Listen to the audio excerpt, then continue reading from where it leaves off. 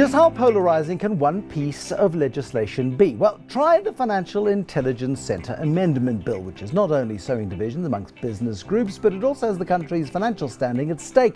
This is the MoneyMakers. I'm Bruce Whitfield. Tonight I'm joined by the President of the Black Business Council, Danisa Baloyi, to discuss what National Treasury says would be the equivalent of a sovereign downgrade if not signed into law. This is the Financial Intelligence Centre Amendment Bill, the FICA Bill, which the President sent back to Parliament because he said there was an element of it which was unconstitutional. That one element is whether or not anybody should be allowed to carry out a warrantless search. Danisa Baloyi, what is the Black Business Council's concern around the FICA Amendment Bill? It's beyond the warrantless searches, and as you know, they are putting it as physical searches. We're looking beyond. When you search through a computer, you go through my bank account, that is a warrantless search.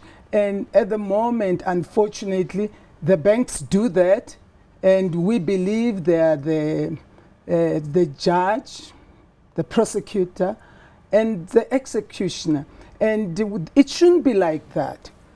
But I want to say, first and foremost, that we agree with the FICA Amendment Bill. We have to make sure, as the Financial Action Task Force says, that we have to guard against money laundering, we have to guard against corrupt activities, and of course make sure that there are no people out there who finance terrorism acts. So we agree with all of that. What we do not agree with is the implementation that then violates your rights and mine. When a bank then decides that they are going to close my account, they've made the decision on their own. I can't answer. I can't ask them any questions. And they say go to court. How do I go to court if my bank is frozen? How do I defend myself? Those are some of the things that we have a problem with. Oh, I mean, I've spoken to bank chief executives about this. I mean, I've said to them, why would you turn away business, legitimate business? And their argument is they wouldn't turn away legitimate business. Bank A knows it will lose out to Bank B, C, and D if it closes your account without just cause. Now, that is the question, just cause. Just cause. And I should be able to defend myself. And our view is that it should not violate my right to be heard, audi alteram partem, as is in the law. And at the moment... Okay, so specifically, what is wrong with the FICA Amendment Bill? You say it goes beyond the warrantless searches. You agree with the principle? The principle we agree with, because it's already in place. These operative word amendments, which means the FICA Act is already in place. We have it. We are saying we shouldn't transfer the right and the responsibility of the security agencies as prescribed by our constitution to the banks. They must do what they're doing. They must flag. This is global, though. I mean, all over the world, banks are the first port of call. It is they who will see unusual transactions or suspicious transactions. They will then report it to the equivalent of the Financial Intelligence Centre. Yes, we want them to do that. Right. But that's where it should stop. They shouldn't now. The way it stands at the moment, they will take the power that rests with the Hawks, with the police and everybody. It will rest with the financial services. And it's there in writing. And we are saying, let them give us the assurance that it won't happen. That's the first thing. The second thing that we're unhappy about is that the politically influential individuals do not include the bank officials themselves. Why? They're part of the 56 million South Africans. They should be involved because... Are you saying that bank chief executives should be counted as politically exposed persons, the so-called PEPs? Yes, influential persons, because they do work with the government. Because if you look at it, it's director generals, it is judges, it is chief executives and high-ranking officials of the state-owned enterprises. Our worry is that at the moment, the bank accounts that are being closed, I know there are the big people, maybe there are, but our members are small business people. How many of your members have had their bank accounts closed? Last week we were at 10. At the end of the week, 3 more people came up to the BBC and said my accounts have been closed as well. But that's not just and have you investigated the circumstances of those accounts being closed? I mean, how do we? Are the banks not perfectly, are those closures not legitimate? We don't know, because they haven't given them reasons why they have closed their accounts. That is the problem, but that's one side of it. The other side, Bruce, is that they will tell you that you are not, we are not going to open an account for you because you are a politically influential individual. And maybe somebody within, and it happened to me at Absa Bank, where they said, an Adrian Botha will decide as to whether or not the account, because I'm politically influential individual.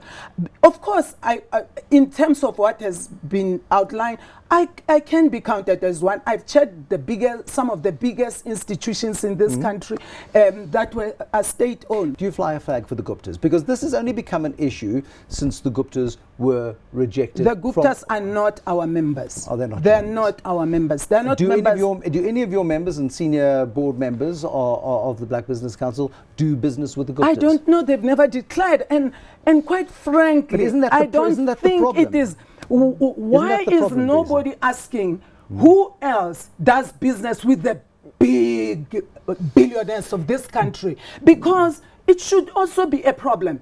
The Guptas and whatever, what I read is that they had a contract with Eskom, but they're not the only one with the Eskom. Where are the other people who are doing billions and billions? Is this not a case of deflecting the truth and then focusing on just one? To me, they are not a non-issue. The Guptas are a non-issue. I don't hold a flag for them. They're a non-issue to me.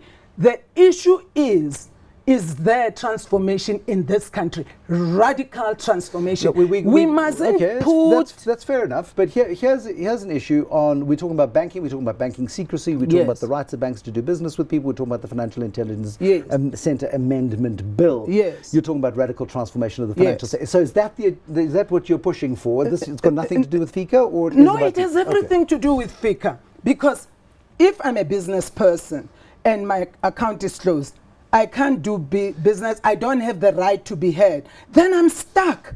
You understand? So I can't progress. Now, let's leave it the way it is. Strengthen, tighten. I want that to happen. Tighten to make sure that we are in line. But who is FATF? FATF is based in the US. That's where it all started. And now they went to the American government and said, here is the thing we want you to comply with. The Americans said, but you're going beyond your brief.